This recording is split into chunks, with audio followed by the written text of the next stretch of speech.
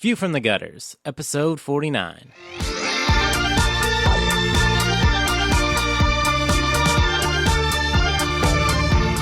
Welcome to View from the Gutters, the comic book podcast where each episode we discuss a collected edition, trade paperback, or graphic novel, and then recommend and vote on the book for the next episode.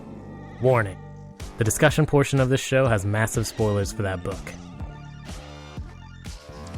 On this episode, we discuss Uncanny X-Force Omnibus, and, to skip ahead to the recommendation section, skip to 118.18. Okay, welcome to View from the Gutters, episode 49. Yay! I'm Andrew Chard. I'm Joe Preddy.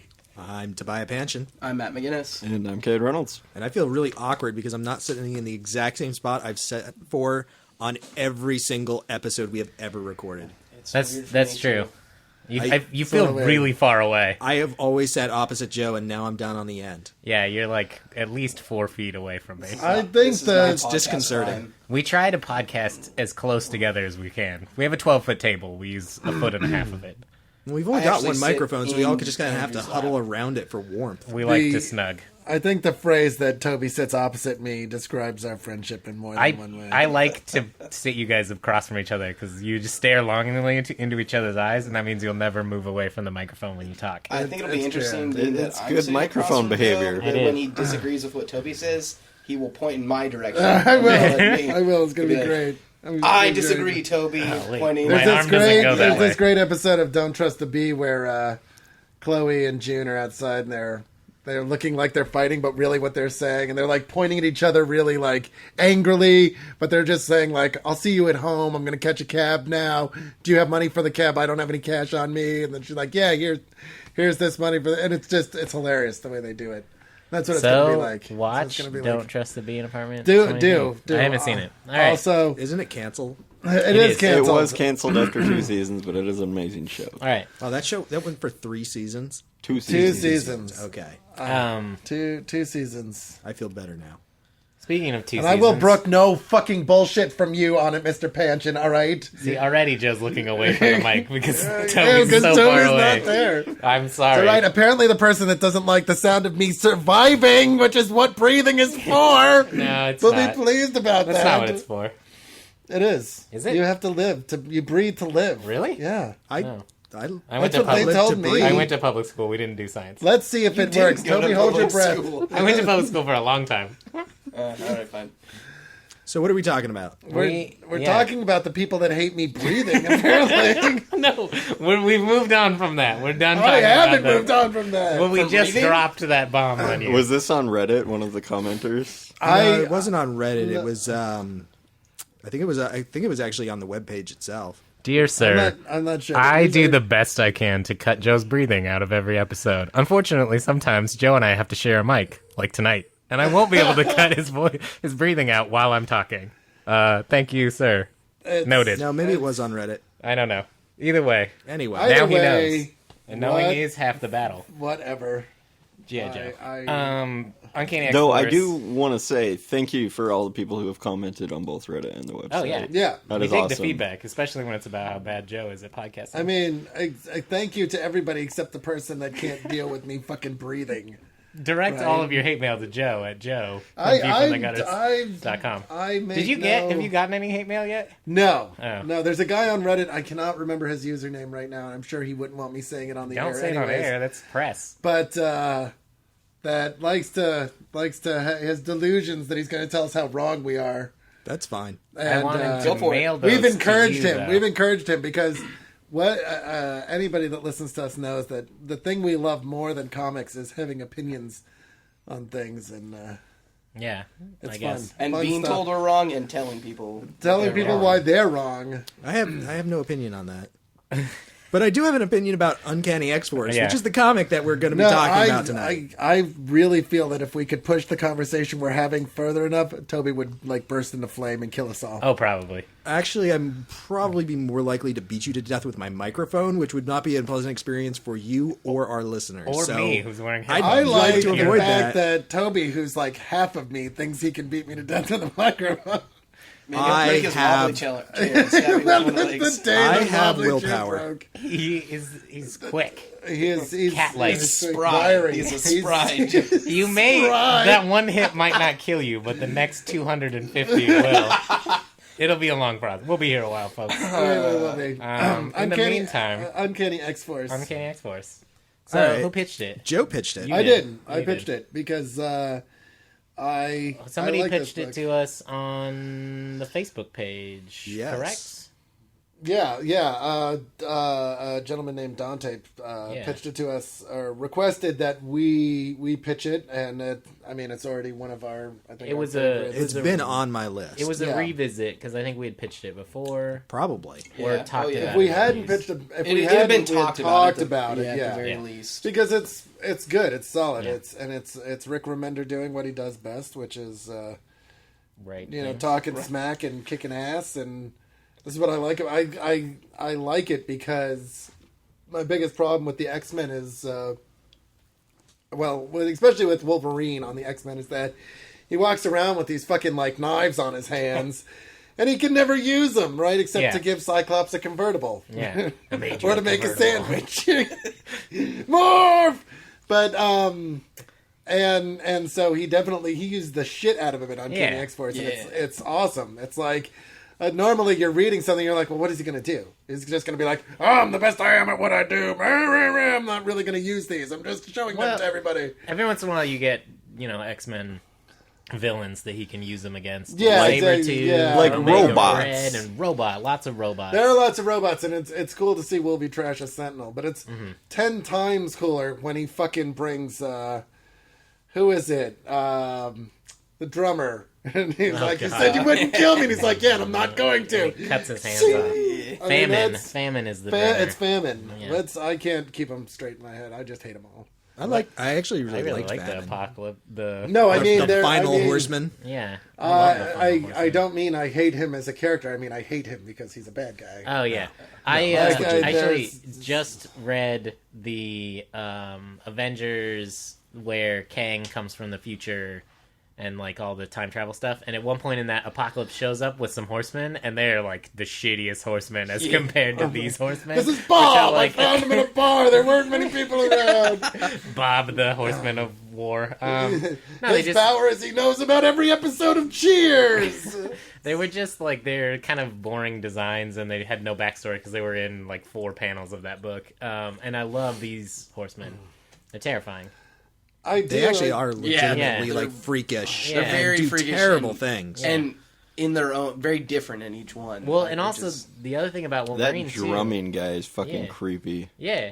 The other thing about Wolverine, too, is he has a healing factor, and so he's constantly getting fucked up in this book, which is great, because you get to see, people who can really put him down. Yeah. Well, him and Deadpool. Deadpool, too. Deadpool takes a huge amount of abuse from Famine and later Bobby Drake. God, the scene when they're first fighting the horsemen and Angel gets fucked up by Famine and Deadpool is nursing him back to health with strips of his own flesh. His pop-up tent on the moon. Yeah.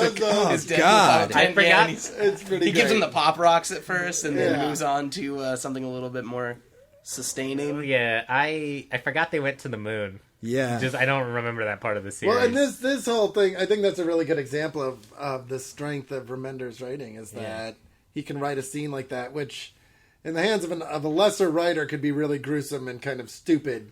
And you really get the sense that this is literally the only thing that Wade can do right now. It's he's doing everything he can. It's weirdly subtle, too, because, he doesn't show you that that's what it is for a while, and he's like, what am I eating? And then he cuts to Wade, and he's like, would you promise you'll keep eating if I tell you? Yeah, which is a great response. I want to follow up with what Joe was saying, because I think the strength of Remender is the fact that he is able to, there are certain things that, just as a fan of comics, you're always like, why don't they do this? Why don't they do that? And Remender is incredibly good at doing those scenes, but pitching them to you in kind of this slow, subtle way where it doesn't feel like he's doing exactly that, and he kind of it's not like he's not shoving it in your face. He's letting you draw your own conclusions about it. Well, I think I think that's really the key to this entire series. Yeah. I think a lesser writer would have taken that scene and been like, "Look how gross this is. Let's put it right in your face right away." Well, I think of like how Kirkman would have handled something like that, and or Millar. But I mean, the whole thesis of the series is why don't superheroes take such final action? Like, we're just going to kill these bad guys because they're just going to keep fucking things up. Yeah. And it never really gets in your face about it, and it never strongly goes moralizing killing people is bad. Like, they do things, and things happen as a result of that, and then there are consequences, and that is how it shows you how bad that is. Yeah. Because you only see over the course of the series this slow decline into just madness and just horrible things happening to everybody. Well, I think the one issue that really highlights that more than any other is the issue where Magneto comes to the Uncanny X-Force. Which is actually my favorite issue of this entire series. And Wolverine basically says, "I'll take care of this because you guys..." Well, don't-" he says, he's like, "Why don't you do it?" And Magneto's like, "Because I want you to. Right. Like, I want you to do this. Yeah. Because you set up this team, and this is the kind of thing that you said you wanted to do. Yeah. So I want you to do this and see what happens." Right. And then Wolverine tells the rest of the team, like, "Oh, I got this. Don't come with me." Because he doesn't want them to get their hands dirty. I think even at that point in the series, he knows, he's made a mistake by keeping this team around. And I love what the Nazi says to him right before he kills him. Yeah, he's because just remember this when your victims catch up to you. Yeah, you think it's a totally different scene. Yeah. Until the very end. Yeah. That sent shivers down my spine. That was cool.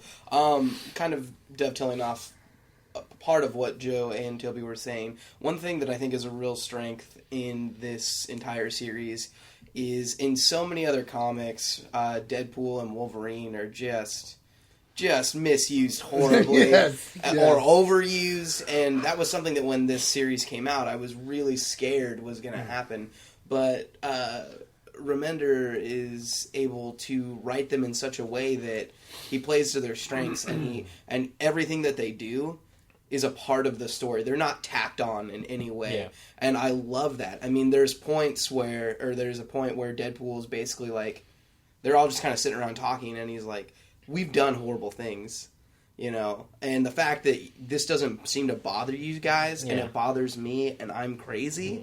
Like, what does that say about you?" And that's such a powerful moment. I love it when he walks away and they're like, and Wolverine's basically chastising him, like, "You're a mercenary. You'll do anything for money. You're the one that's bad." And he's like, "Well, I still never killed a kid." And and then, ugh. I'm not sure if it's then or later that Worthington is like, he was working for me an entire year. He didn't cash one check. Yeah, right. that's That awesome. happens right after that. That's the thing that Remender does is every single character is written incredibly strongly with a very strong voice. Like, they're written as individuals. You could not switch any of these characters out and have the exact same story because of the way that he writes the characters.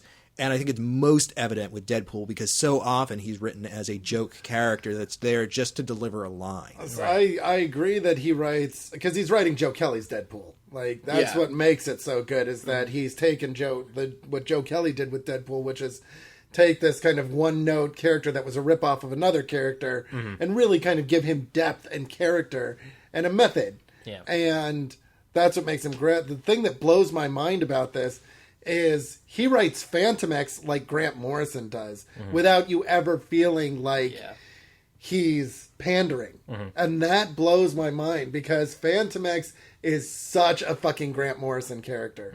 He is such from the mind. Like, nobody else could conceive of a character like Fantomex except Grant Morrison.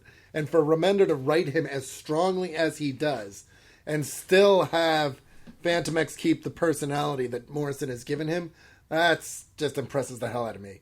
Like, I would read it just, even if it wasn't as good as it is.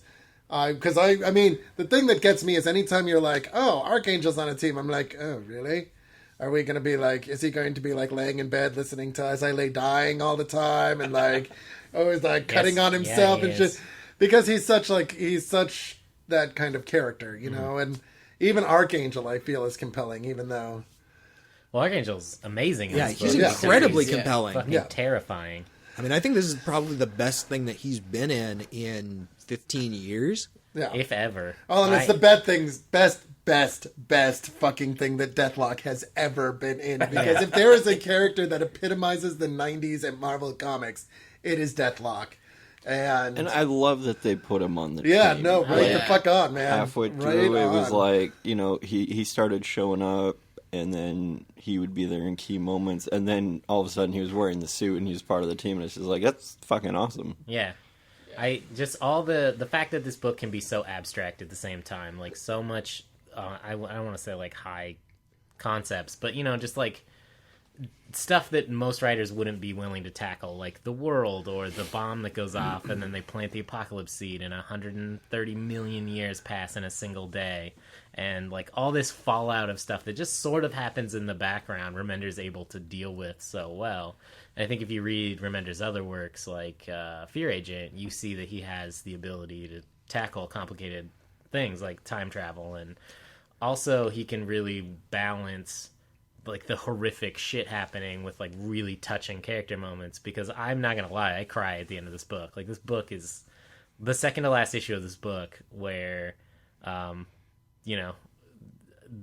Archangel's dying and Betsy basically takes him into her head and they live out like the next 50 years of their life together. That's just, I cried during I'm not gonna lie, I can't handle that. fucking have no sympathy for Archangel. At that point, I'm just like, die. Just die. Just die. You're much nicer than I would.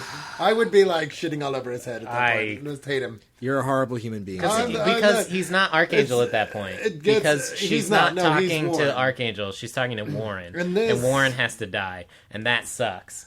And she basically like makes it easier for him to die. I feel as if that moment is kind of lessened for me a little bit because of what happens like 2 or 3 pages after it. Well, he just shows up. Yeah.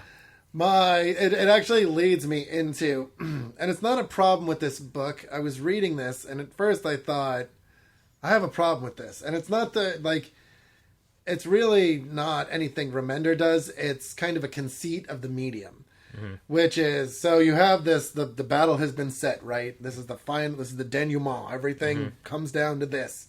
And you have all these Age of Apocalypse characters, right? And I really literally feel like, I'm saying, like, I love the way Remender handles it. I think it's a great final act. But the only reason those Age of Apocalypse characters are there is because he needs something to kill. And he can't kill any of X-Force because you need them, right? Like, you can't do that because of editorial or whatever. Yeah. So he throws Sabretooth there and Wildchild in there and all this, like... People are fucking dying left and right, and I really honestly feel like... Well, only 2 Age of Apocalypse characters die. And that's Wolverine's daughter that dies in the future at the hands of future Wolverine. Well, it's not future, it's alternate reality. Oh, well, it's alternate future, though, right? No, it's alternate present. Yeah, it's alternate present. Oh, that's right, because it's the Age of Apocalypse is the alternate reality that is created by Charles Xavier's son Legion when he went back in time and killed Xavier when he was in Israel... and still friends with Magneto. Yep. And he's lying there dying, and he makes Magneto promise to lead the X-Men. Right. And then Apocalypse is like, wow, I didn't know such a powerful mutant would appear. And that leads into, 20, 30 years later, back to the present, an alternate timeline in which is the Age of Apocalypse. Right. So... nice little synopsis of an awesome event from 20 years ago. Yeah, there's which only is great. 2 mutants that die, and that's Wolverine's Sunspot dies. daughter and Sunspot.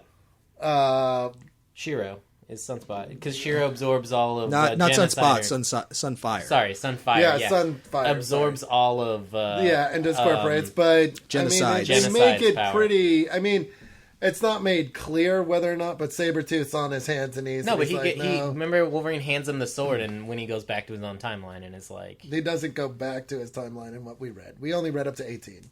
No, that happens in the book. Was that in the previous story? No. Because Wolverine gives him the sword. It's in at the end. He's laying there, like. But he can regenerate. Yeah, but it's not. It seemed. I mean, regardless, I think you're wrong. I don't think that's a weakness of the story at all. No, I'm because not the saying whole it's a point of weakness them of going to the Age of Apocalypse universe is it's showing the consequence of what happens when you push the envelope to its utmost. Like, they're going like, these are threats, and we're going to take them out, and we're going to take as extreme a sanction as we possibly can. And they go to the Age of Apocalypse universe specifically because Remender is trying to make a statement of, this is what happens when you go all out, when you have no mercy, when you have, like, no flexibility. It's just like, you are my enemy, I'm going to destroy you utterly. And at the end of that path is just the end of the world, and everything is horrible.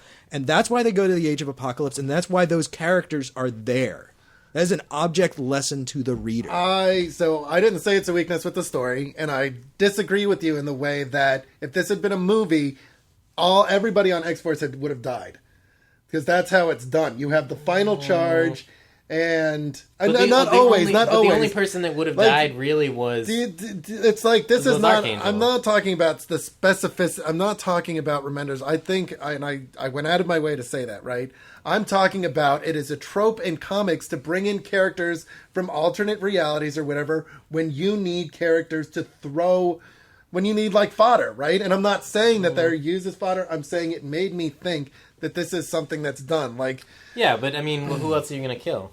Well, and that's the thing, So either right? no one dies, That's and the the story thing, right? has a lot less impact, because Shiro's death, and that's why Sunfire's death in this was really impactful to me. Like, I like that character a lot, and I was like, damn, that was like a really crazy scene in which he dies. So you don't get scenes like that. And also, you kill off characters that are just going to come back 2 panels later, right, because editorial your is hands, like, right. You have to do one or the other, and I'm not. This is why I'm bringing it up, right?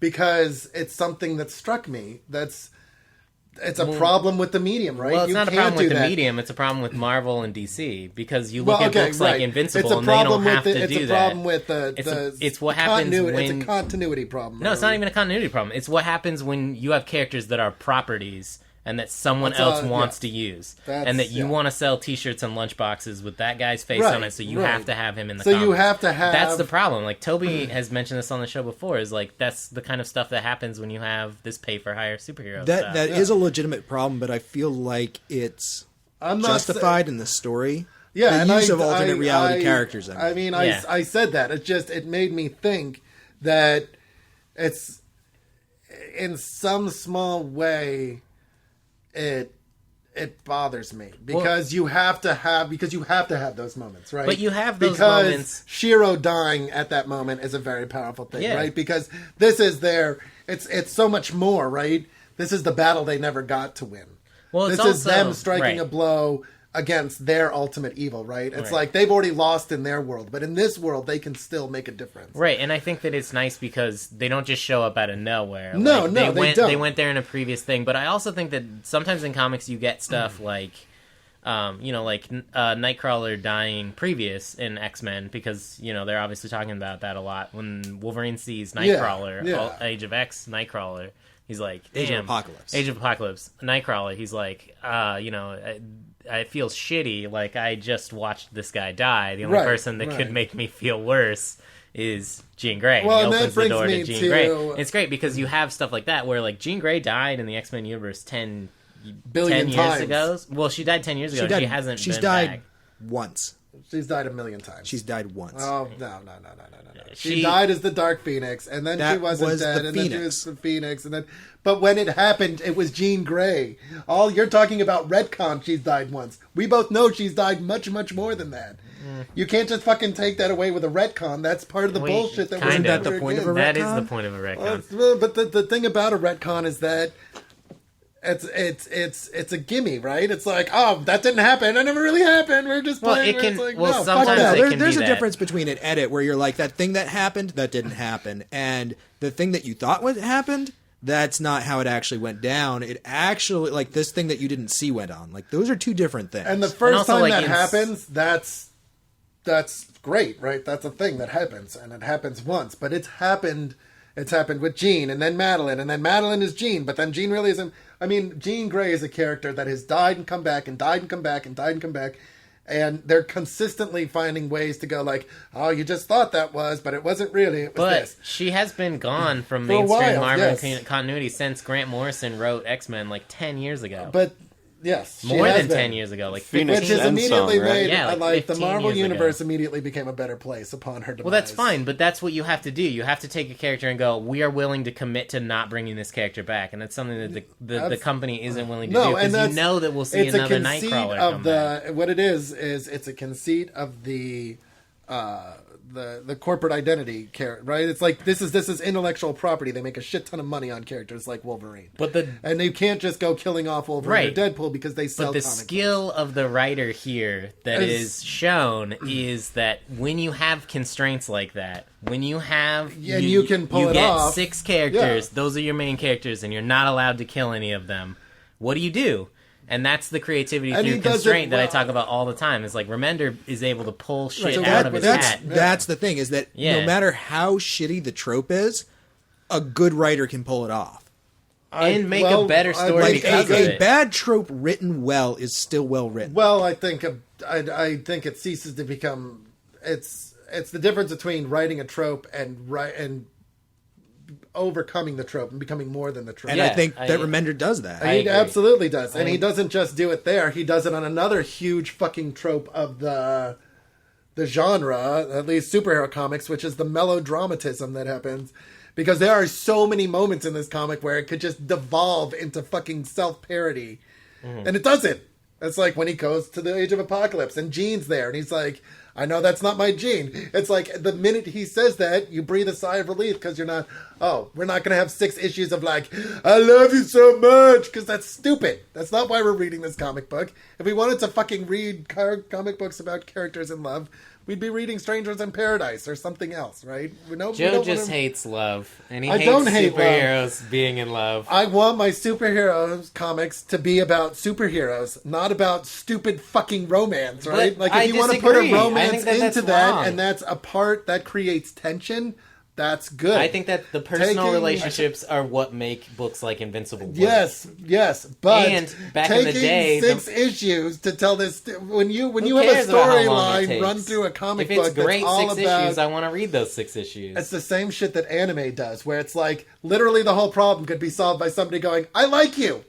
But that never that's happened. not interesting. That's not a good story. That's not how things are done in the real world. You just time travel back in time and you shoot him when he's on the toilet. That's not an interesting story, Joe. I really like the relationship between Fantomex and Psylocke in the series. Because Fantomex is like, you're in love with me. And she's like, fuck you. Right. You're an asshole. Right. But I like it. He's kind of right. Yeah. Because he's unbelievably charming. When is Psylocke going to get a new fucking costume? Well, no, I want to talk about this. I was going to wait until we started talking about the art. But fucking Jerome Opena puts her in pants. Yes. And it's my day of 100% happy. I you don't even notice that. because her costume is almost unchanged. She has the bands, and then they meet in the back, and that is all connected to a pant.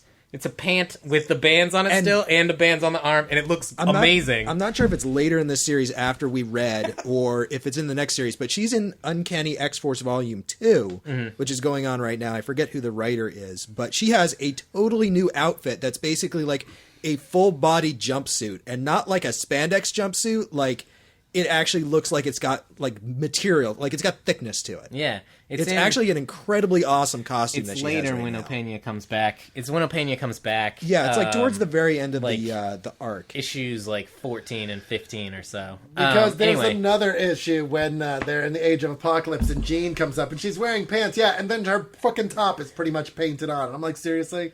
Well, that's... Okay, so in issue 15, that's when she like jumps out of Eva and gets captured by Dark Angel. Yeah. And then in issue 16... I'm flipping through really quick. I want to make sure that, so in issue 16, she's wearing pants. I just like... There's also the one earlier on, I believe it was, the issue where she was mind fighting... That's when she's wearing the armor, like the psychic armor that she creates. I like that. Yeah. She looks a lot like Sif. And that outfit is fucking badass. And I love that there's like no skin showing. It looks she well is wearing protected. Pants here, but she's not wearing that through the whole... No, she's not. But I love those pants. That's awesome. Yeah. There's a few when she becomes like Lady Death or whatever the fuck when she was like, I'm Death. But the best 5 minutes Fantomex or Deadpool makes a joke about her not wearing pants. Writers being more the fashion is more assy. Apocalypse had fashion says it's more assy than I thought it would be or something like that. Yeah. And it's a great calling out moment of that. It's it was I didn't think the Celestials' fashion sense would be so assy. That's right. That's what it is. I loved that because she goes from wearing pants to wearing like a basically swimsuit bottom and then armor sort of on top. It's like a mix of that costume that Cade was talking about when she's fighting the Shadow King. Well, which is based on her original Psylocke armor, which was, let me tell you something. If you haven't seen what Psylocke was wearing after the hand made her Asian, whoa, go and Google it. Just go and find it, because it is one of the most 90s things you will ever see. Well, this isn't the purple flowy costume with the like waist sash, was no, it? Was no, it's like that was earlier. It's like 7,000 layers of like spiky shoulder pad, and she's wearing like the big headpiece. And she's got this a armor cape, is very reminiscent of that. She's got like the cybernetic armbands, and it's just like really awesome. Busy Awesome. is what we're saying here. It's awesome. Like, it's just I'm into that. I so do happy really that she's want to wearing talk pants. about the art in more depth, but there is one other thing that I wanted to say right now about the writing. Yes. Which is that I think it's really awesome that we're talking about this right now, because we just talked about Superior's Foes of Spider-Man. Mm-hmm. And next week we're going to be talking about Crisis on Infinite Earths. Correct. And it's basically like we read something that was very like comic booky, jokey, like fun times, hijinks, like Biff Pow. Mm-hmm. And then we did this 180-degree turn to something that is dark and moody and deconstructionist and just grim. And now we're going to take another 180 degrees and go back to like the end of the Silver Age when everybody's wearing like the superhero costumes with the long johns and the capes. It's not even the Silver Age, it's the Bronze Age. Well, it's the end of the Silver Age. You know, there's a lot of fans that argue about what ended and what not, but that's okay. They can be wrong. The Bronze Age was like after the Silver Age was fun and it got less fun is basically what the Bronze Age was. Crisis on Infinite Earths was touted as the end of the Silver Age. Yeah, but it's the end of the Silver Age continuity. Yeah. How about that? And I a lot agree of with people that. come in and call that span afterwards a Dark Age, because comics got a lot more dark after that. And Grant Morrison is one that speaks out against that, and Mark Waid does too. But I still call that the modern age. In any case, I wanted to say something specific about that. Yeah. Which is, I think it's great that we're talking about this right now, so we get to see that very clear-cut difference. Mm-hmm. But what I really, really like about Marvel right now in the last few years is that their universe is so broad that it can accommodate both Uncanny X-Force and Superior Foes of Spider-Man at the same time, and it doesn't feel weird. And books like Hawkeye and Avengers, you're able to have like those fun comic booky stories, and then you're also able to have stories like this that are incredibly intense and incredibly dramatic, and you like when the shit's hit the fan and you're at the climax of the story, like you feel like the world is on the line. Yeah, I also, it does feel like that. This book is very intense, and they are fighting to save the world in this book. This book is also very funny. And it is. Like, it has so many great one-liners and just like good character moments that are clever and funny. And it manages to do both at the same time. Yeah. Like, there's the moment after Wolverine has gotten shot by genocide and he's like 90% dead, and it's like Fantomex, Deadpool, and Deathlocked, and they're like, let's go get the Avengers to stop this. And they're like, Deadpool's like, what are we going to do? Two mercenaries and an evil cyborg from the robot. future are going to go talk to the Avengers, and they're going to believe us. We're going to tell them that Wolverine started an illegal wetworks kill team, but he's unconscious right now, so he can't back any of this up. It's like, that's going to work. Yeah. And Fantomex is like, damn it. But I feel like that's a great trope too, is because like in a lot of comics, you're like, why don't they just call the Avengers? Like, this seems like... Right, like that's what's so great about this series. Like every single time you think of something like, well, why don't they do this? Well, why don't they do that? Like they actually deal with that in a way that makes sense. Yeah, no, I really like that. I think that it's such strong writing. I think that Remender is amazing. I mean, I read an article or an interview with Rick Remender where he talks about something as simple as the issue with the Reavers. And he talks about how growing up he loved reading the X-Men. And he actually, just for that one issue, went back and read Uncanny X-Men, 200 to 250, Claremont stuff with the Reavers, so he could get the tone right. And he nails it, too. It's weird. To me, and this is coming from someone who's not a huge X-Men fan.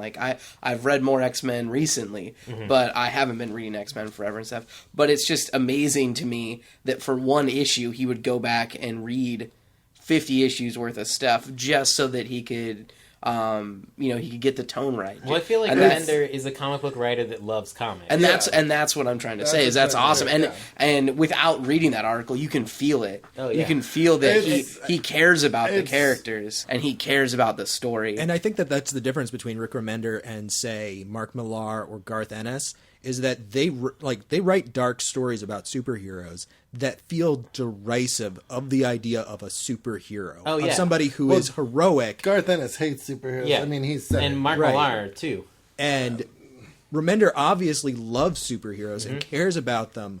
And he is able to pull off a story like this that is incredibly dark, but it still feels very intense and very superhero-y. These people are like, we do violent things, but we're trying to save the world. Yeah. And we're trying to be good people. And Deadpool's like, we stepped over the line. I never killed a kid. Mm-hmm. It has that intensity and that darkness, but it doesn't feel derisive of the thing that it is. And also, just it's able to handle some pretty intense concepts in a lighthearted enough way that you don't feel like you're being preached to. Yeah. One of the greatest moments in the book we haven't talked about yet, in my mind, is when you find out that Fantomex cloned Apocalypse and has been growing him in a virtual reality test tube to just because he wants to find out if he's genetically pre-programmed to be evil or if he can reprogram him.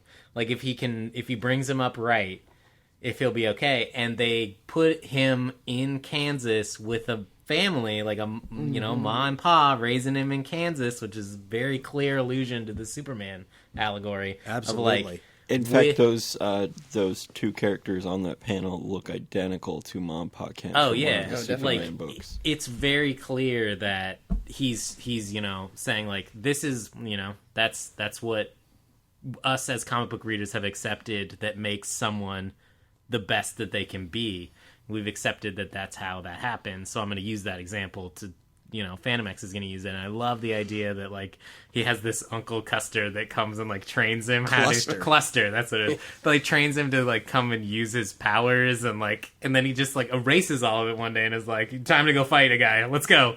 And, all of those concepts. Well, I feel like they go into it later, but basically, I think he was actually training him with the idea that, one day you're going to have to leave this world and go into the other world and fight. Yeah. And he's like, I don't want to go yet. I'm not ready. Yeah. And I think that that's all super interesting, and I like where that's going in Wolverine and the X-Men is where that storyline is picked up, because at the end of this book, Wolverine's like, isn't it lucky that we just restarted the school for you so you have a place to put your experiment? And and then Fantomex comes back and basically just owns Wolverine and is like, yeah, I did this. This is all my fault because I, Well, just basically one more excellent moment in a just a chain of excellent moments is the fact that whole thing is set up when Fantomex gives an order to that robot who's weapon 13, I think. Mm-hmm. Yeah. It's stay in the lab, protected at all costs, don't go out. Right. And then throughout the entire ending part when the bad guys are in the world and everything's going to shit and the world's going to be destroyed. And it's all he has to do is go outside the door and he could just kill all of them. And he's like, stay inside the lab, protect the experiment. Well, yeah, and I also think there's so much tension there. He couldn't, even if he did go out of the lab, I don't know that he would be able to defeat all of them. So they would kill the robot and then go in and find Apocalypse, and you're like, what would happen when Apocalypse and Archangel, that idea is planted in your head a lot earlier. What if those two characters come into conflict? And so when you see it happen, it works really well. He is very, very good at setting up tense moments that from something that seems offhanded to begin with. Oh, yeah. Well, and what's really cool to me, too, is it's obvious that in some fashion he had an idea where he was going very early on. You don't know how far down the road, but at least a couple story arcs, because obviously the Apocalypse solution sets up, a lot of the stuff in Deathlock'd Nation. Deathlock'd Nation sets up stuff going into, the Dark Angel saga, and then even stuff that was set up obviously back in Apocalypse Solution comes to fruition, 4 volumes, 18 issues later. Yeah. And that's awesome. That's really great that, that it's so obvious. Yeah, he's great at planning all that out, and I like that all of these threads have been picked up by other authors, or that he's continued writing them, because the stuff about the city that gets destroyed and ages 130 million years, the X-Men go there like right after that. The Extinction team for X-Men goes there to check it out, and they have like a whole adventure there. And then in Uncanny Avengers, which Remender is writing, it follows up on the fact that Archangel impregnated Pestilence. Mm-hmm. And she actually has twins who are then kidnapped by Kang and taken into the future, and then they come back in time and they kill a Celestial, and it's crazy and awesome. Yeah. But there are a bunch of moments throughout that series where Wolverine is like, oh my god, I have fucked up so many things with what I did. Yeah. And I think it's really great that you have that character moment multiple times for Wolverine where it's like, I did this thing that I can't tell anybody about, and it's caused all of these problems and all of these deaths because I thought that I was solving a problem that nobody else had the guts to solve, and it turns out I was wrong. Well, and also, I think that more so is the denial that Psylocke is in, that she did anything wrong. The scene where she's in the danger room with her brother, the like false image of her brother being like, it's okay, Betty, no matter what you did, I don't forgive you. I don't condone it, but I'll like forgive you and love you or whatever. And then Archangel comes by and is like, what are you doing? And she's like, I was just talking to myself in there. Like, it's the denial that she's in because she let Archangel basically be Archangel and like build up this defense inside of him, inside of Warren, and not just kill him. Like, that's all on her. Basically everything that happens in this series after that is on her. And she just doesn't deal with it at all. Yeah, well, I mean, the whole thing is about how being that kind of person twists you inside. Yeah. And I think she was talking in 5.1, like, I enjoyed killing those people. Oh, yeah. Why am I so fucked up? Well, she's enjoying killing the Reavers because of all the shit that they did to her. Well, yeah, and if you haven't read, like, the Reavers basically, the X-Men are hiding out in the Outback, and the Reavers go there and with Donald Pierce, and they fucking crucify Wolverine, and they're like just leaving him out there to die and heal. They do incredibly, like, I felt nothing for the Reavers. When she fucking kills the Reavers, I was like, good deal. Because fuck them. I think seriously, fuck them. That's how you're supposed to feel about it, and like, I think it's, again, like, Remender setting you up, because when Fantomex pulls the trigger on Kid Apocalypse at the beginning, basically, you either have one of two reactions. You're either like, fuck, yes, finally, like, a hero is going to go ahead and go, this is what needs to be done. This is what Batman should do to the Joker. This is what Superman should do to Lex Luthor. Or you're in the other camp and you go, no, what the fuck did they just do? Like, that's not how you solve problems. And either way, the end of this story is a great, gratifying moment, because you go, well, that's why you don't just kill a supervillain right away. Or you're justified in the way that you think, which is like, this is why you don't just kill everybody. The strength, the thing is this, and it is kind of a thing. I don't know that I have a problem with it. It's just something I notice. I don't want to be moralized to by my fucking reading material, right? I want to make the choice. Right? I want to be able to read this and go at the end, yeah, I think they were justified in everything they did. But, like, I'm Fantomex, I'm hanging out with Uncanny X-Force, I know what my duty is. Right. Right? I see this little kid, yeah, he's a kid, he's going to grow up to have one goal, and one goal only. Like, I'm not going to take the chance that we can fucking teach that out of him, right? I'm going to blow him away. Well, and I think that... And it's like, the morality of that is, is that fucked up? Absolutely. But... I want to be the one to make that choice. I don't want to read, and I think it's good. It's done well in this. The skill is, though, that this author isn't... I mean, it is moralizing to you, but it is... He's trying to tell a specific story, and that specific story is, this is what could happen if you just shoot your problems in the head. Well, that's the thing, is I don't think that he's moralizing. Like, I think moralizing would be like, he shoots the kid in the head, and then we get 20 issues of everybody going, that was a bad thing you did. Exactly. You shouldn't have done that. And then it goes away. And it's like, wow, you pointed your finger and you wagged it at me, and I learned nothing. What he does is he sets up a situation, and then he shows the consequences of that situation over and over and over again. They keep trying to kill their way out of their problems, and things keep getting worse. Well, it's that whole show me versus tell me kind of thing. Exactly. It's like he shows the way that the results of that. And like he even foreshadows it. Like, I said that the one where Wolverine goes to kill the Nazi is my favorite issue, and it's because it's foreshadowing everything. Yeah. It's basically setting this up and saying, the things that you've done are going to come back to haunt you. Well, wasn't... And then that happens. Right. Well, but isn't that issue comes late in the series, right? Not that late. No, it's in the middle. It's almost smack dab in the middle What of is Jason Aaron's Wolverine run in comparison to this? Jason Aaron's Wolverine run is before this. It's okay, because that's what that makes me think of, that whole thing where Wolvie in hell and everything. Yeah, that's all. That happened. Yeah, Road to... Because the first... Yeah, it's in issue the trade, 9. The first issue in the trade is an excerpt from Wolverine Road to Hell, isn't it? I don't remember. I think so. Oh, yeah, you're right, because I never read that before. Yeah. The, getting the team together. The first page of Uncanny X-Force proper is Deadpool in the middle of wherever he's at. Yeah. Akaba. And he finds... Or not, maybe it's not Akaba, it's wherever the ship is. Yeah, he's in, the desert, and he finds the cave. And then he goes in and he's narrating, and then War is hiding as a statue, which I love. War's just chilling out there, pretending to be a statue. Maybe he is a statue that he brought to life. Who knows? No, they go into his past. He's a mutant who looks like a minotaur. So he's just pretending to be a statue, basically. That's cool. Or he's just having a smoke break out there, and Deadpool just does not notice him at all. Yeah, that could happen. That could also be. I love when Deadpool narrates himself.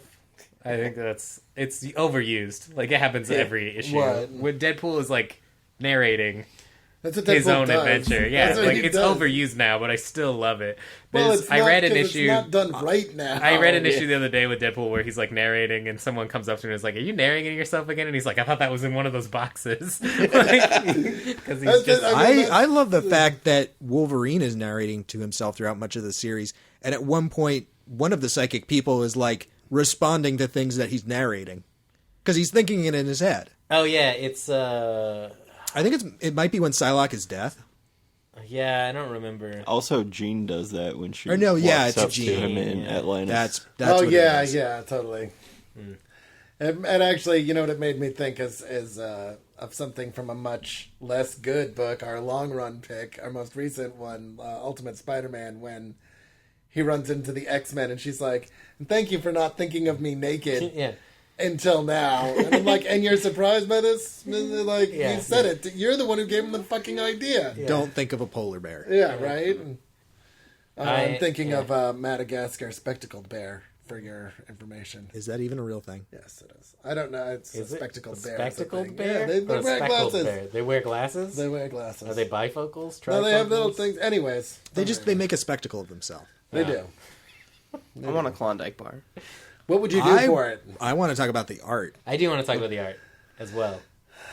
Why don't you start? Because I know that you wanted to talk about Opena. I love Jerome Opena. I think that he kicks off this series so strong by setting the tone for this book. I think that what he does with his a little bit looser style of pencils than what we're used to, really, really sets up how this book is going to work. Mm-hmm. I think that from panel 1, page 1, you get a really strong feeling of just the whole feel of Apocalypse and how the series is drawn, because there's things that they go to and do, like the city, Akaba or whatever, Akaba, and the world that they go to, and it's Tabula Rasa, right? That's the place. Tabula Rasa. Yeah, I couldn't remember the name of it till right now, but that place, everything's very abstract and drawn in a way that evokes how odd all of these places are, and I think that his art really sets that up in the first panel, and then he goes away and Esad Ribic takes over, and I love Ribic's art as well. Yes. I think Esad Ribic does amazing stuff, and then Opena comes back later, and there's sets a more up span there. in there for a little bit. One issue, 5.1. right after Opena leaves, and the art in that is actually some of my favorite art in the whole book. I hated that art. I love the way he draws Lady Deathstrike, and I love the fluidity of the the action in those scenes. Like, I like the way the fighting looks. I don't think on this one. Esad Ribic like actually. that issue. I don't think Esad Ribic actually ever takes over as the interior artist. There's a bunch of different people who do it for a while. There's it's like Alba. I'm just like flipping through the issues I have. Issue 11 is Mark Brooks and Andrew Curie. Yeah, after the Deathlock'd... Issue 9 is Billy Tan. Is credited as the artist. Like, they just had a bunch of people rotating through. But like 5... Esad Ribic does Deathlock'd Nation. Yeah, Deathlock'd Nation. Like does 5 through 7 or something. And then they go and each issue is done by somebody else until they start the Angel story. Yeah, and when Dark Angel. when Opena comes back. Yeah. But actually, as much as I love Opena's art and I love Ribic's art, the thing that I think makes this series work is the colors. Yeah, the colors. I think it's Dean White. Yeah. The one issue that I had in front of me was somebody else. Yeah, Dean White does the colors for almost the entire series. And I don't know what it is about it, but it's just fucking magical. The way that it's like, it's dark, but there's also like bright splashes all over the place, and it's incredibly atmospheric, and it sets this tone of just foreboding. It's like omnipresent throughout the entire series. Like, reading it, you feel like something bad is coming. Well, just because of the way that the colors look on the page. He uses really abstract lighting, which I like, and he uses a lot of green and purple lights, which are both like colors that you don't see a lot in comics for lighting. So like all of the light feels like odd, and it's like in a horror movie where if everything was lit green, it would feel like spooky and like different, because you don't see that. You see like warm colors being used as lighting a lot. And I love the way that he colors Archangel. We would be watching it on DVD. On DVD. Stop making fun of the way I say words. Just wanted to make sure. Just wanted to make sure. Yeah, but I think that it feels ominous, it feels spooky, and I think it's because of like his abstract lighting, a lot of green and purple highlights. Whenever they're in, what's the ship that they're in? Ship. It's just called Ship. Or do you mean Eva? Eva, that's what I mean. Yeah. No, Apocalypse's ship is just called Ship. Yeah, no, Eva. Fantomex's nervous system that becomes a spaceship is Eva. Yeah, whenever they're in there, the lighting is very like, it's like warm and pink, but it's still like pink and purple highlights rather than... Yeah, like I'm flipping open to like the middle of issue 15 where Archangel is standing over the Death Seed. And just like the way that it's lit is so ridiculously cool. Yeah, I think that the colors in this book are amazing. And I've said it before on the show a lot, and I'll say it forever, but good colors make or break a series. And like I'm just looking at another page where it's like all purples and reds and yellows. Like, yeah, it feels like another world. Yeah, I think that the colorist does as much to shape the feel of the book as the artist. I think that bad colors ruin a book so quickly. It was one of my big complaints about Revival, was there were a lot of like spooky atmospheric scenes in that were just too well lit. Like the whole scene failed because it was just like everything took place in daylight, it felt like. Yeah, and like Genocide is such a creepy looking character, and it's because of the way that it's colored. Yeah. Like he's got this evil light that's coming from inside of him, and he's got this kind of like grayish purplish armor. Yeah. And it feels intimidating just off the page. I love Genocide as a character too, because he's basically just like a little kid. And I've never exactly been sure if he's supposed to be the same character as Holocaust. He's the double of Holocaust. Okay, that's what I thought. Yeah. But I wasn't sure because Holocaust is older than Genocide. Yeah. Genocide is like a kid. Yeah. Nightcrawler, the AOA Nightcrawler, says something about having dealt with this guy's doppelganger before. Yeah, okay. And it's unclear if I take it to mean that he's talking about Genocide. Yeah, I think you're right. And so I take it to mean that. I mean, I think that's the creepiest thing about that character is he is clearly a kid. Yeah. And he's just doing what he's told to do. Yeah. And that's kind of like... Yeah. Well, it shows how fucked up the morality of Apocalypse is. Yeah, and the scene in which Archangel just, cuts down Genocide's mom. Yeah. Because she comes at him with a gun, and it's like, you said my son would be fine. What are you doing? And It's like he serves evolution. And he just cuts her in half with his wings. And it's like, okay, well, we're not fucking around anymore. Yeah. Shit hit the fan. We all know Archangel's overcompensating for something. He's got metal wings. Well, he's always wanted to, it's like... The way that he, like, pulls his wings back and turns them into, like, a cape. It's just, so, like, evil dictator villain. I love it. I love a lot of the designs. The way that Archangel stands all the time. His armor design in those last books is awesome. Like, I think there's so much good design work going on. The character's design in general in this book is crazy good. Mm-hmm. I feel like I'm being repetitive, just like one thing after another that was so cool, but I can only think of one thing about this entire book that I could even hope to criticize, and I'm not even sure if I'm right to criticize it. Like, everything about this book is so good. Mm-hmm. What were you going to criticize? Oh, did you have an example? I thought that was a lead-in. Oh, no. Okay, so in the original Age of Apocalypse, there's an entire subplot where the X-Men never went into space, and so Jean Grey never merged with the Phoenix, which means they never met the Shi'ar, and they never went and fixed the M'Kraan crystal. And so this wave, like crystallization wave, is sweeping through the universe, destroying everything. And like a team of X-Men go into space to try and fix that in Age of Apocalypse. And then when we get to this series, Jean Grey is the Phoenix. Right. And that feels like a mistake to me, but I know that they did an Age of Apocalypse ongoing series for a while, and I'm wondering if maybe that happened. Well, and also, this is in an 2005, they did a new series of Age of Apocalypse that was titled X-Men: Age of Apocalypse. Right, I know that title existed. And it completely removed a lot of the old Age of Apocalypse right out of continuity. Also, this is an Age of Apocalypse, like years later from 10 that years later, age Right. that we saw. That brings me to the main problem I have with this. I don't buy Wolf Apocalypse. Wolf-apocalypse? I don't know what you want to call him. Wolverine. The whole fucking Wolverine as Apocalypse. I've ascended. I can kill everybody. I'm like, no. I'm sorry. Wolverine will never be that cool. Well, I think this is just you hating Wolverine. Yeah. But what I think about Apocalypse is he gets inside you, he gets inside your head, and then he takes you apart mentally. Right. Like, the reason that he's able to take Archangel down is because Betsy's basically like, no, we're going to work on your mental exes and, like, get your brain stronger. And basically is, like, strengthening Apocalypse's resolve inside Archangel's head. Archangel... And Wolverine doesn't have awesome psychic defense. Archangel his psychic defense score is very low.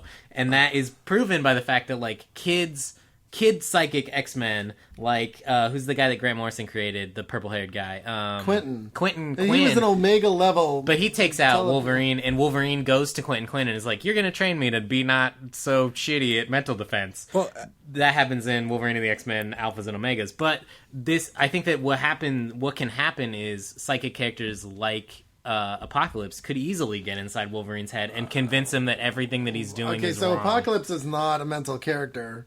Not Apocalypse and Seven Yor, but Apocalypse as this like uplifted agent of celestial evolution. The Death Seed. Yeah. The Death Seed was because wasn't Archangel Apocalypse's death? Yes. Yeah. That's what's doing that to him. It's not Apocalypse's.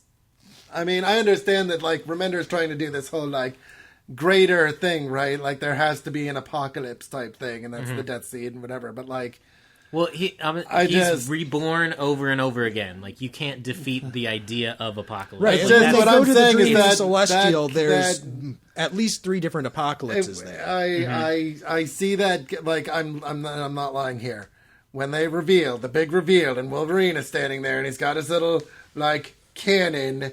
And his claws out on the other hand, and he's wearing the fucking A belt. I Archangel also has that belt. I laugh out loud, but it's I mean, and this is how prominently it showed. I never noticed it. But again, I think that this is Remender making a very specific statement to Wolverine, like, this is where you are going. Yeah. Like, you're on a path, and the path ends with you being Apocalypse, with you being like, oh, like humans hate mutants, so I'm just going to kill all the humans. Yeah, Wolverine becomes Judge Judy and Executioner at the end of this story. Like, that's how he does it. That's what happens. I would watch that show. I would watch that show. Yeah, I don't. You guys haven't convinced me. I think it's an awful character design. Why? I think. You can say what you want about Wolverine as like a message or whatever, but like, I find the character design. Oh, itself, I mean, you can criticize the design, but I think that you're fusing Apocalypse with the Age of Apocalypse Wolverine, like. There's a limit to how good you can make that design. Yeah, he's already missing a hand. That's the thing, though. It's like, you could have found somebody else to do it with. The whole Wolverine thing was just kind of like... No, but I think that... It's like the end of The Prisoner when he pulls the monkey mask off, and it's himself underneath. Yeah, it's like it was you it's all like in along. Star Wars when he's in the cave and he's fighting Darth Vader and then he breaks Darth Vader's face open and it's Luke Skywalker. Like it's that trope over and over. It's that like you look in the mirror and what you see isn't the villain. You see, you look at the villain and it's a mirror of yourself because you have become villainous. See, Joe, and that's the future. I think that it worked in that it was it helped tie in Jean Grey's thing. Like she knew that her husband was dead, but she knew that Wolverine was alive, and that whole thing they had to find a way to tie that together. And so with Wolverine being the big bad right there, I think it was necessary. I don't think he had to find. I think he knew going into that that's what he was going to do. Well, also I think that's why this whole story works, is because Remender knew what he was going to do through every step. Well, of this. I think that's exactly why he made Apocalypse Wolverine in the Age of Apocalypse, and also it gives him a good excuse to like Apocarine. That's what I'm going to call that's him. That's good. Apocarine. Apocarine. It sounds like a fruit. It does. It does. It sounds like a delicious fruit. I'm hungry now. That also sounds like a rapper. Yeah. Oh damn, that would be good. I would buy that character design as a rapper. Yeah, dropping with a cannon arm, dropping my enemies like sick beats. Yeah, I'm down with that. All right, cutting enemies down like a Apocalypse.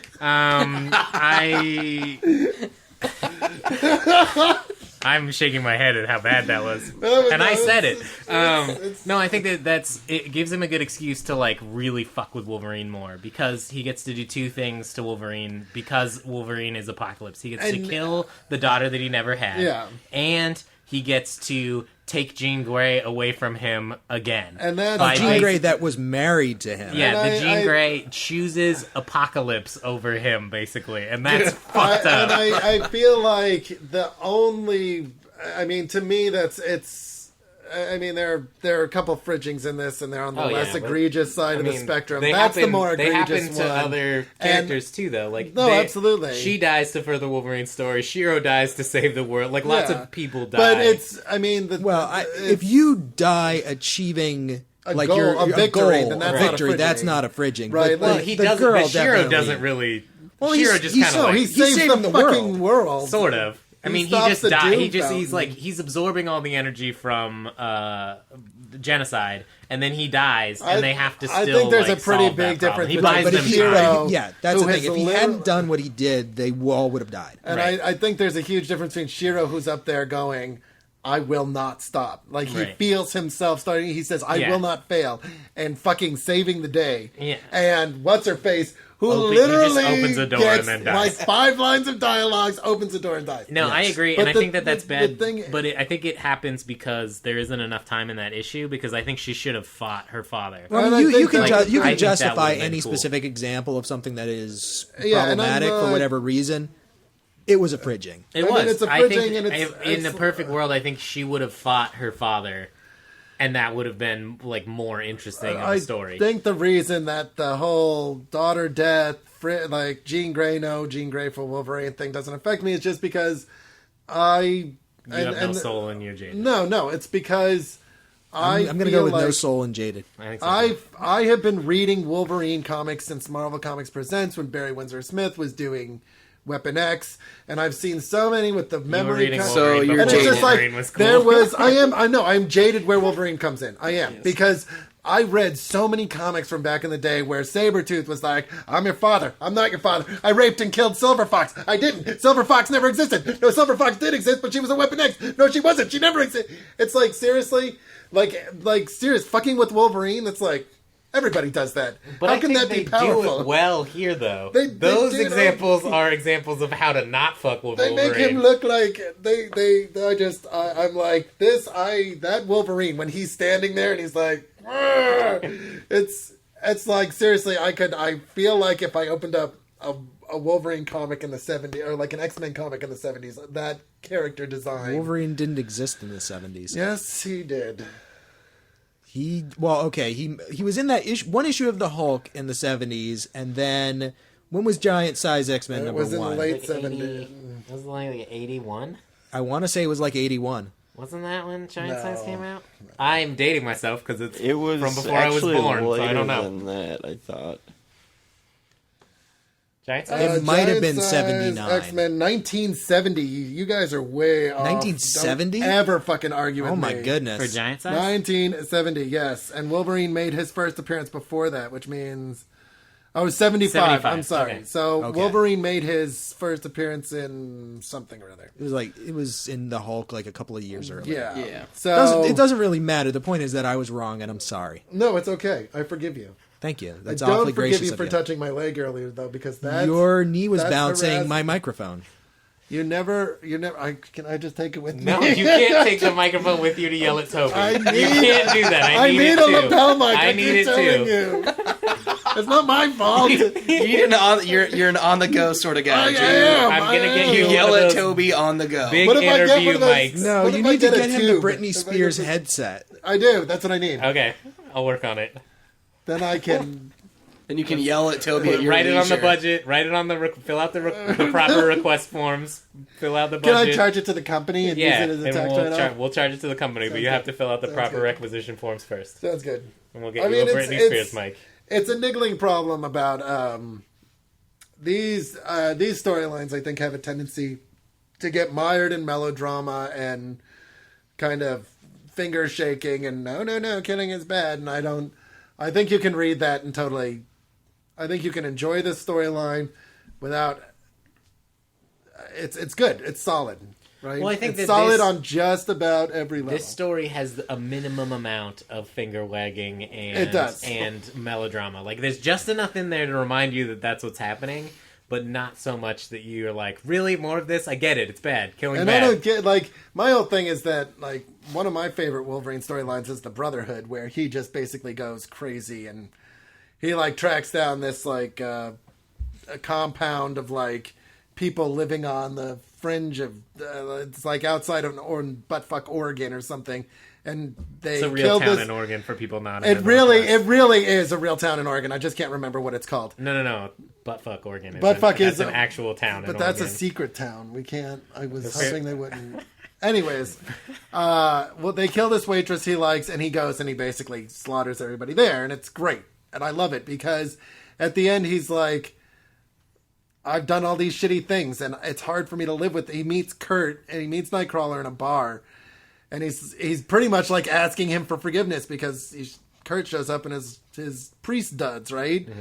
And Kurt's like, "You're the only person that can forgive you for what you've done. You have to make sense of it," right? Yeah. And that's what I think is the most interesting thing about Wolverine. Not where he comes from, not what his real name is, No, I agree. not what's memory implants and what's not, or Well, whether I or not. like that this series- It's this idea that Wolverine is the guy that's going to do what he feels he has to do, and he is the one that carries that around. And I think that's what's so strong about this series too, is it never skates that line of like, No, it does. what's the secret behind Wolverine? Because he remembers at this point. Like, he's remembered yeah. since House of M. Yeah. House of M. From then on, they never do that again with Wolverine, and that's what I like about Wolverine. And everything that you complain about Wolverine has stopped happening in comics 5 years ago. Yes, but and that's what makes this story so strong. Is like all that shit that you're talking about that like doesn't fucking work ever in comics. I also like It's the gone. fact that they do not ever excuse, like, the fact that they are doing terrible things. It's like, no, you did a bad thing. Like, you don't get any kind of moral forgiveness for that, other than you now have to live with having done this for the rest of your life. And you get to see how each of these characters deals with it, and I like And that. sometimes you just have to kill more. It's like, I mean, I'm all about like, oh, well, killing people didn't work. We should kill more people because of that. I think that's fine. I'm good with that. I don't really care. Like, Wait, seriously, yeah. Wolverine does not work unless you put him in a situation where he can fucking off people. I'm And he sorry, does. just boring He gets to me. to do that now. And I what think like that's about the that. joy of X-Force and Uncanny X-Force, is like you Yes. get to put them in positions in which Which they don't. And much like this series where Wolverine makes mistakes and they come back to basically continue to bite him in the ass, the original X-Force did the same thing where he was fighting all these people, and that's what ended with what's that guy's name? He's like a robot. It's Omega not Red? Bishop. It's like it starts with a B. Bastion. When Oh, Bastion yeah. attacks Utopia, it's as a direct result of the stuff that they did in X-Force. Like, Scott has set them up for failure, and they fail. And Wolverine's like, look, okay, I'm taking Scott out of the loop. Now we won't make any more mistakes. And the first thing he has to do is decide whether or not he kills a kid. And it's like, well, okay, Scott maybe wasn't the problem. Like, there's some other shit going on. I thought of one more thing I liked. What is that? The fact that his gray Wolverine outfit for X-Force is a recolor of his brown and tan outfit, which is the one true Wolverine costume. I like that. I love all of their costumes in this. I love Deadpool in the gray costume. I like Fantomex's costume, which is like basically the same it's one, his costume, but yeah. it's slightly grayer now. I like, and Psylocke wears the same costume, but I like it when she gets pants. And I like when Archangel gets the armor, gets the Apocalypse armor. Like, I think all the character designs are really cool. They're in the all series. great. So I agree. another nod to the agree. art. Thank you, Matt. Thank you for that. Do you have anything that you I wanted voice to my add full that support. we haven't hit on? No, you guys pretty much hit on most of it. The only thing that we've kind of touched on, but is I just love that every character has their moment in this entire. I mean, and not just the first half that we read, but the whole thing. Like, no matter which character's your favorite, there's gonna be a point in time where there's character moments, character beats with them that are fully satisfying. Oh, yeah. And that's a strength to Rick Remender as a writer. He can write a team book. Yeah. And that's something that I don't think we really talked about, is that there are writers out there that can write great personal moments, and there are writers out there that can write good team books, but it is very rare when throughout an entire series a writer can balance being on a team and having individual moments at the same time. Oh yeah, and I think that this series does that well too, because it's like originally there's only 5 characters and then there's 6, but then all of a sudden it blows up and there's like 30 characters, and you still get those character moments. Yeah. So it's often that something happens with the Justice League, is it's like there are too many characters, you can't touch on them all. Yeah. But This is my favorite non-Joe Kelly Deadpool moment, actually, when Father is like, you're going to get cake, Wade. Cake and a kiss on the forehead. And Wade just like, what? Wait, what? Kiss?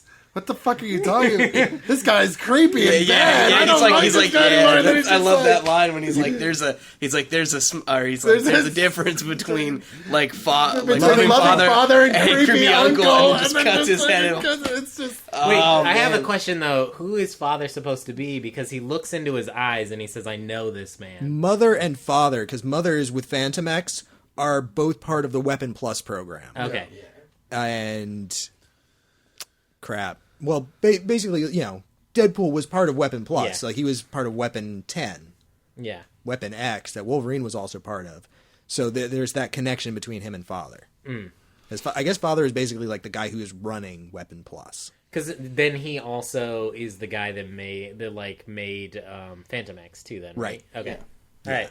That's what I thought. I just they show his face and I'm like, I know this is supposed to be a big reveal, but sometimes I don't know what you're trying to tell me. We were also talking about it before we started recording, but Deathlock'd has a bunch of great moments, including the part where he's like, the answer to beat war was love. Now I love everybody. I love you. I love these chunks of dead blood I What picked about up. Deadpool? He's in this bag. I picked up all his pieces. I love him. I love all of you. I just like Deathlock'd is Seriously. great. And when he fights Pestilence, and Pestilence is like, I curse your body, you're infected by death or whatever, like, and he's like, I too am skilled at the blade, and he's like, just lift your belly open, that's not too skilled, is it? and then he goes to death his body or whatever Yeah, that it's like, black I'm stuff dead, it is. doesn't work He's on like, my me. body's already dead, don't care. I love I it. also love the fact that throughout most of the series he's talking, and then you're like, oh wait, that's the AI talking, and then he switches to the host body personality, and he's just this awful fucking bastard. Yeah.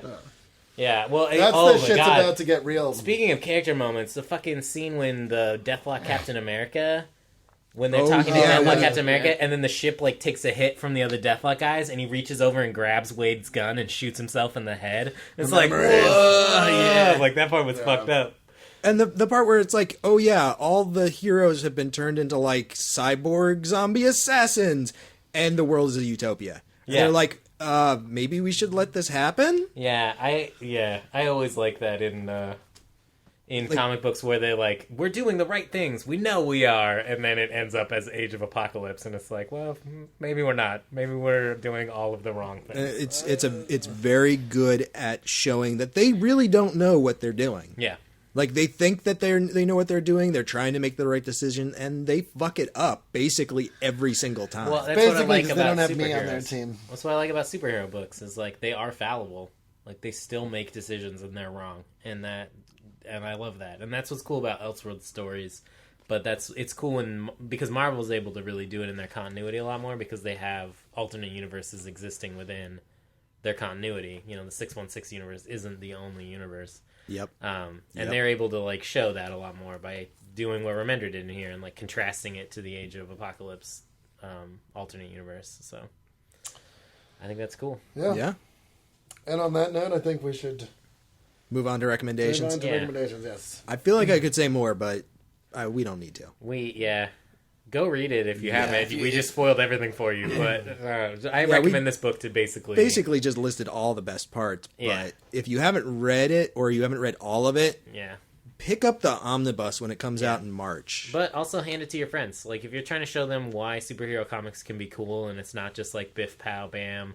We do what's good because it's good because good things need to be good. Like this is a great comic of showing where like the fallibility of superheroes is. So also something I hadn't really thought about until I had a guy come in the shop and I was talking to him and ended up sending him home with this book. It's actually pretty accessible for people who aren't into Absolutely, comics. it's a good starting place. Because he knew nothing short of watching the movies, and after me giving him a 5-minute spiel on kind of where to start out with the story and a couple things to watch out for, he ended up reading the first volume and then came back and bought the other, 5? 3. 3? Is there? No, there's more than 4. Well, there's 4 that Remender wrote, and then there's 7 total. Okay. Well, Because Remender's run is 35 issues. Yeah. And volumes 1 through 4 are the first 18. Yeah, so there's... That's what But we then read. there's there's the Dark after that 35, they relaunched with a new issue number 1. Well, Remender didn't write all of it. He might have taken an issue off Because here I or there. think that the trades 5 and 6 don't have his name on it, but trade the 7 final does. execution stuff. It's because I was looking at I'd have them to look it today up. on the It goes- shelf, and it was these 4, and then 5 and 6 did not have Remender's name on it, and 7 did. And maybe I just was reading those wrong. Isn't but... it Sam Humphries that writes? Yeah, I think Sam Humphries is doing volume new 2, stuff, the the volume new 2, the stuff. Marvel Right. Now. But Where it's like before that, I Psylocke thought and it was Storm all and Bishop. Yeah, I thought it was all And Puck. Remender. I think that he took I think a break. so. I think the I first don't know. 35 issues are him. Okay. I think you're wrong about that. This is Dark Angel Saga, then it's Otherworld, Yeah.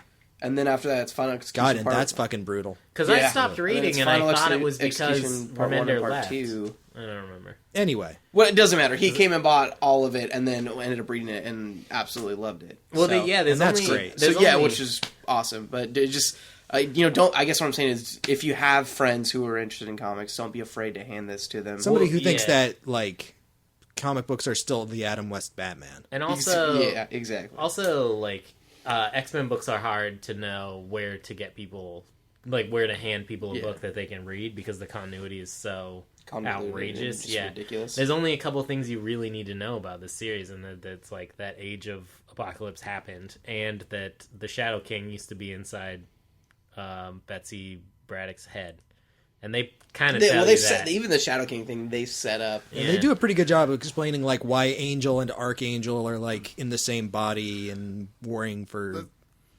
control or whatever. This is going to be funny. Wait, when I should... Yeah, I've seen that. There's a alternate cover for one of the issues that's Rob Liefeld. Yeah, And it's I know. terrible. Wolverine has I a know. pumpkin for a head. He does. So A I just snarling flipped pumpkin. through all the covers of Uncanny X-Force, and with the exclusion of 2 of them, all of them have Remender's name on them. All right. But right. those 2 don't have any Point, names on them, so they Matt. might also be Remender. All right. Anyway, All let's move on to recommendations. Yeah. Let us move on to recommendations. Who wants to start us off? I can start us off. All right. I'll just do it. I brought a book that's not a superhero book. It's East of West by Jonathan Hickman. And I can't remember who does the art right off the top of my head. But it's basically kind of a futuristic or alternate reality Western involving the 4 riders of the apocalypse who no longer have death with them. And it's very kind of westerny and gunslingery, and I think it's really good. I haven't read all of it, but I've really enjoyed what I read, and I thought it's really different. Now, granted, this will not be our pick for next week. This will be our pick for episode 51. Right. So Because on 50, we are doing a 3-part special, episode 50 bonus bonanza. Crisis on Infinite Earths, Identity Crisis, and Infinite Crisis. All 3 next week. Yep. Episode 50.1, 2, and 3. Yeah. And the artist on this is Nick Dragotta. And Frank Martin does the colors. And I really enjoy it. I really like the art. The idea seems really, it's really captured my attention. And it's one of the newer image books coming out. It's been spoken highly on a few different sites. Comic Book Resources, I think, mentioned it. And so, yeah, I think it'll be good. And it's not a superhero book, which will be nice after 1,000 of them that we've just done. Yeah, and are going to continue doing. But yeah, I mean, I think you should, hopefully we pick it. But if not, you should definitely check it out because it's cool. It's different, and I like that. Yeah, I guess I'll go next because I also brought a Jonathan Hickman book. I brought East of West, which is I brought the Manhattan Project. I brought Fuck You Chard, which is a book about... that's a book that Joe's writing in his journal every night. I do. Dear Journal. It's just in big block capital letters. There's no art. In crayon. Stained this with is my tears. the Manhattan Projects. It's Jonathan Hickman wrote it, and Nick Patera is the artist on there. And this is an alternate history of the Manhattan Projects.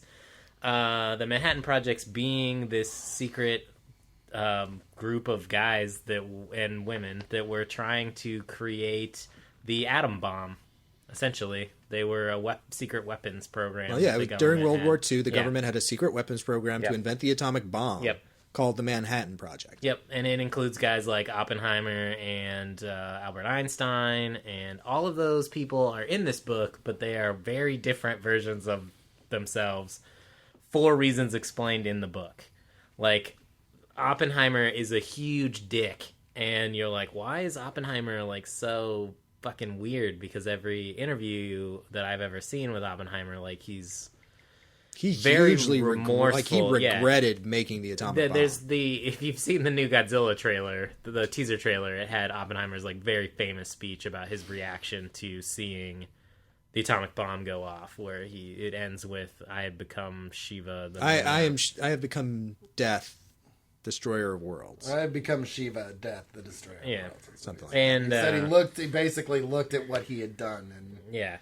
And Albert Einstein sits in a room and is an alcoholic, and they've locked him in there, and no one's really sure. This isn't revealed right away. And it becomes very clear very quickly that this is a very different Earth.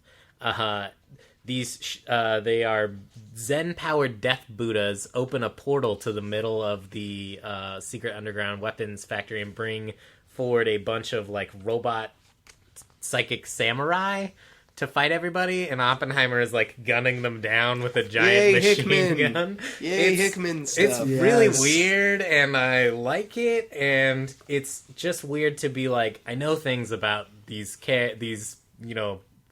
historical figures, and this is not at all what they were like. What caused that? And that's part of the mystery of it. And also just like, why is this universe so weird? They're making contacts with aliens. They're traveling through different dimensions. There's just the atom bomb is the least of their worries, essentially. Like, that is a weapon that they are working on, but there are many other weapons at play here that are being developed and combated against, and the secretive nature of that is really happening. And the art reminds me of Frank Quitely a little bit, where everybody looks a little bit rumpled and, like... Doughy. Like they're made out of clay. They are a little doughy. You can see the doughiness of it. But I like the detail, and I think the colors complement the series really well. And I've only read the first trade and about half the second trade. But I recommend the first trade. It's really good. It's a good introduction to some weird, wacky stuff going on right now. And it's also from Image. So another great indie book about weird, science-y stuff. Which I like. Cade, what did you bring? Okay, so I was in the shop yesterday to see... Matt McGinnis and Eric Mannix, since it had been a while since they'd been on the show. Since Cade loves them, and to overcome war, he had to accept love. Of course. He did. And he gathered all Mannix up and put him in a sack. And put him in a bag. That's why he hasn't been on for a while. And I was looking around for stuff, and I saw something that struck out at me. I actually have the 4 individual trades of this series, but I found a big book that had all 4 of them, plus some extras, which I will get to because they're awesome. And this is the big book of Barry Ween. Yeah. And I had never actually held one of these. I had bought all 4 individual trades for like $15 each, and so that was like $60. And this is all 4 trades, plus back matter for $20. Yeah, it's an amazing deal. It is an amazing deal, and it's an amazing book. And this is what, the 3rd or 4th time we pitched it on the show. 3rd, I think. I think it's which is ridiculous. I think it's a book that's deserving of conversation.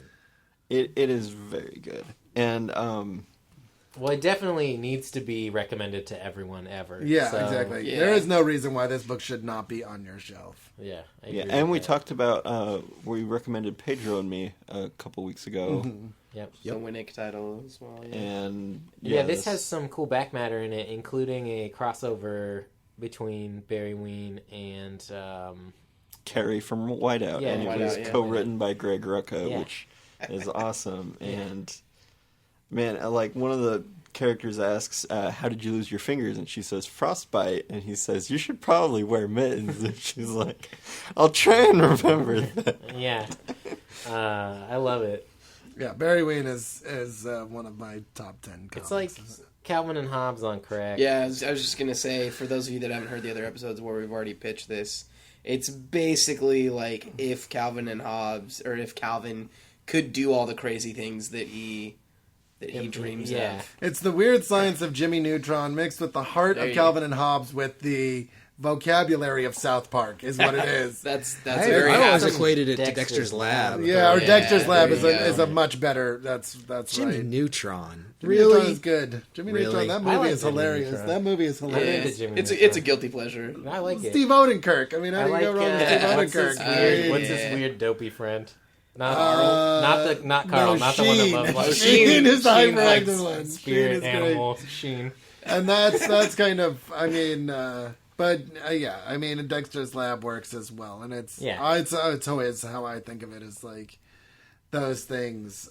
It'd be very easy for this book to be all vulgarity and like pseudoscience and stuff, but it's got a lot of fucking heart, man. And I'll tell you something.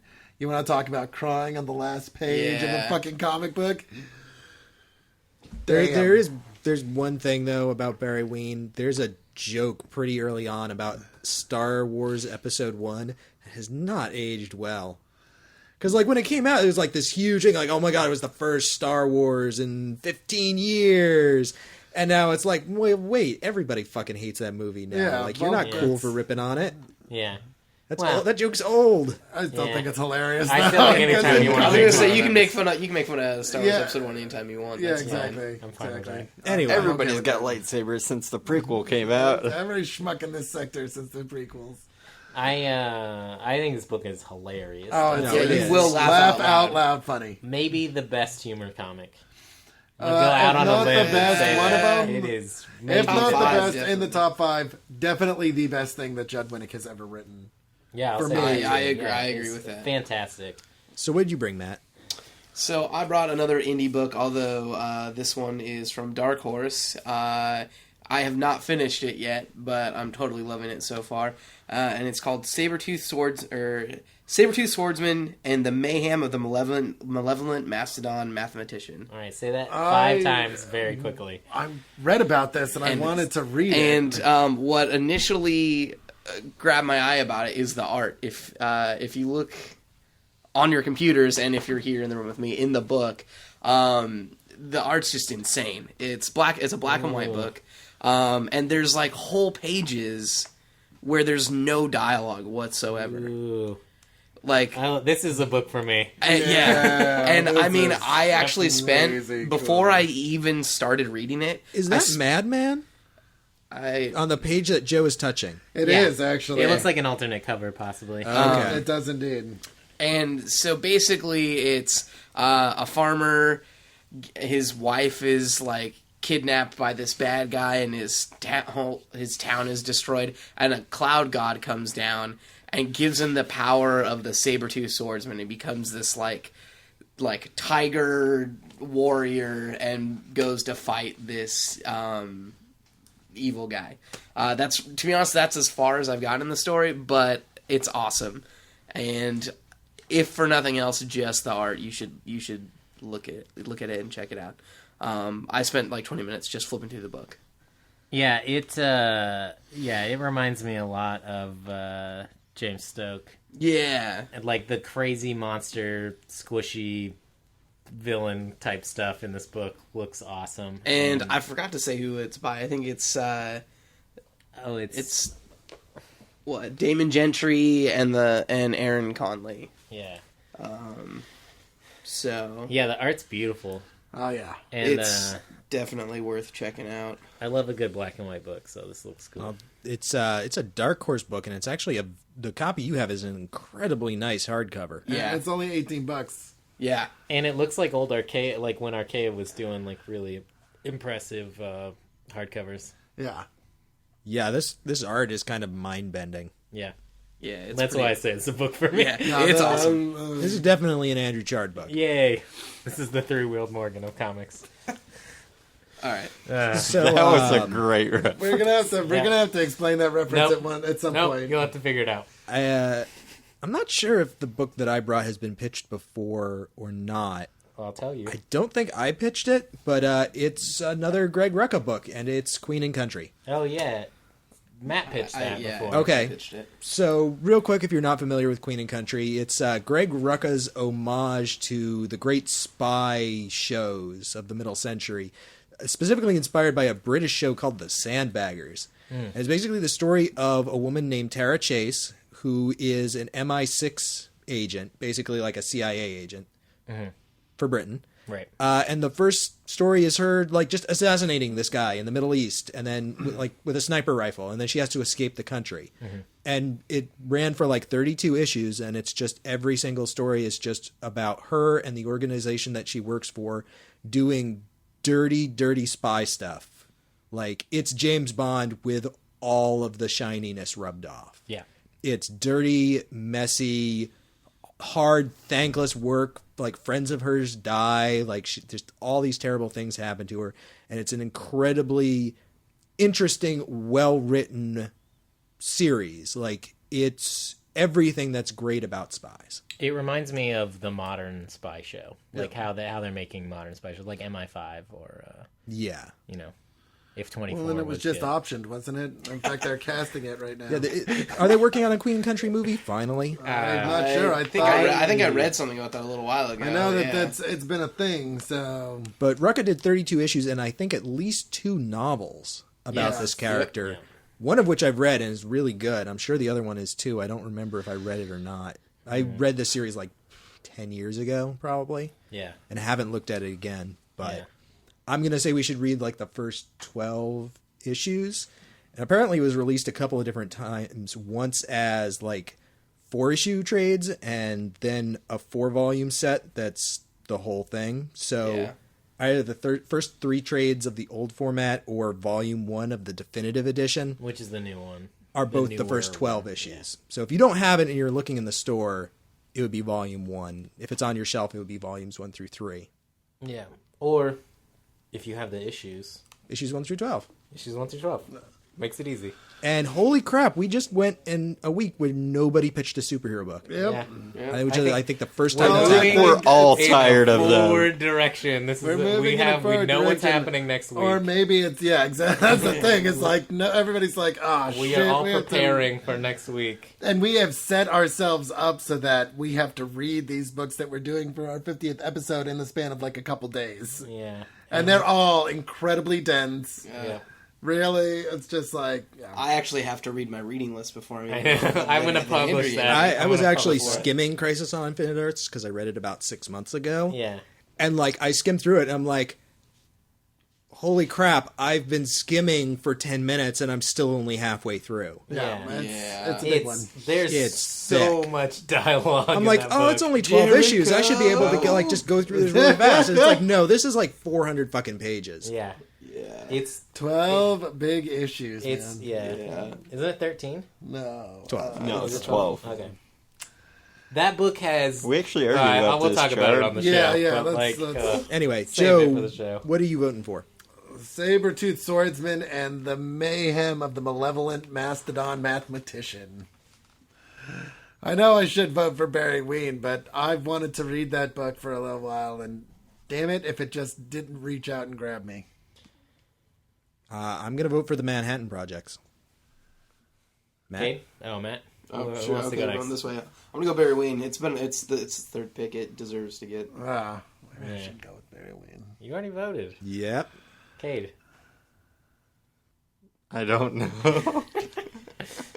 Pressure. Yeah. You're buying me time because I also don't know. What did you recommend, Toby? Queen and Country. That's right. It's a great So many- series. So many good picks. So many good. recs Black and this week. white. It's moody. It's reading intense. Uncanny X-Force made me want to read Queen and Country again. I've That's never a good- been able to get into it. I'm not gonna mean, lie. it's good. It's not my favorite thing by Rucka. Well, it's not my favorite thing by Rucka, but my least favorite thing by Rucka is still. It's still, better no, than- it's solid. Like, It's still really good. Yeah. The one problem that I have with Queen and Country is that the artist changes with, Yeah. I think, every arc. And there's at least a couple of artists where they draw the same face.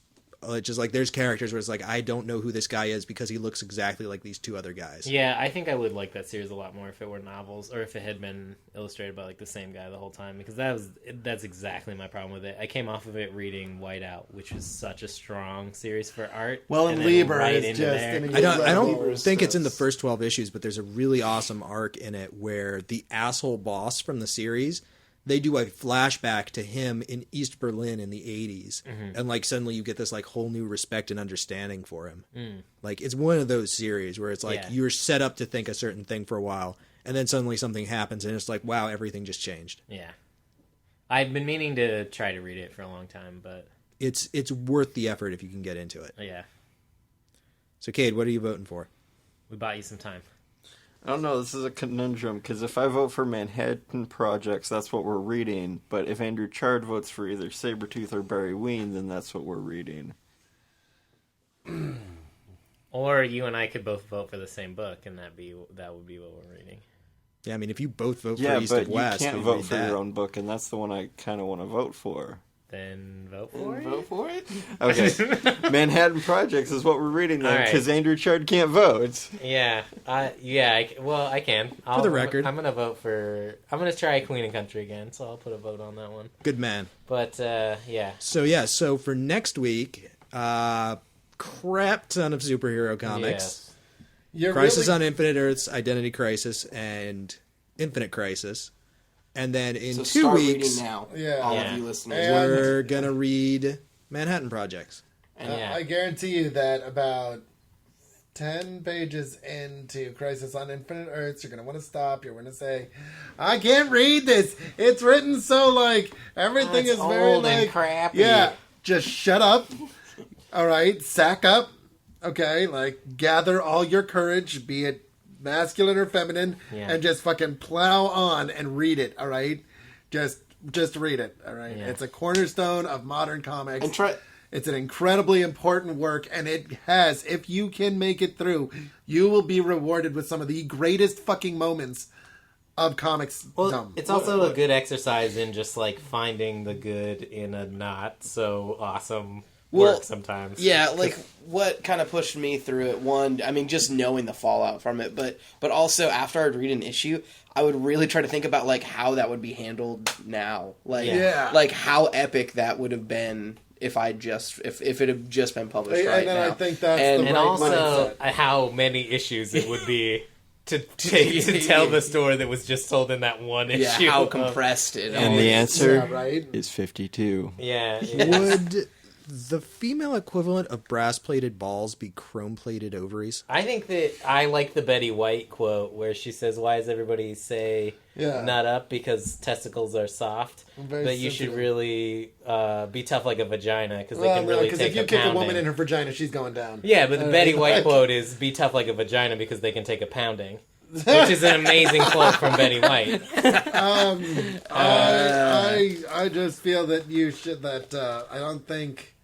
I think balls kind of has this transcendent meaning where what it really means is Be just a do man. it. Just do it, right? Like, yeah. just do it. Okay? Like, clearly... I always have a hard time trying to come up with an alternative term for just, like, nut up and get it done. Yeah, it's like, But it's seriously, I because we want all to know come it's up with ridiculous. one. You know, you get near a man's testicles in a violent done. way, Well, and that's start the crying. whole point of brass-plated balls, is that balls are normally soft and tender and weak, and this person has strong, impregnable balls. I just imagine that having brass-plated balls would be loud. Yes, it would be very loud. Like, you know when you have, like, some change in your pocket with your You can't keys? jog at all, by the way. Sorry that I made this a topic of The only conversation. thing I think of when you say brass balls is Alec Baldwin in Glenn Ross, where he's like, you know, you need to sell real estate, gentlemen. And he pulls them out, and they're on a string, and it's literally 2 brass balls, and he goes, brass balls. And then you're like, you're a dick, sir. You're a dick. But that was one of the magnificent greatest, dick. a Yeah. magnificent performance, but you're a dick. All right, we're done. So, yeah. Yeah. See you guys next Throw time. some water on it, boys. We're done. All right. Goodbye. Bye, everybody. Bye.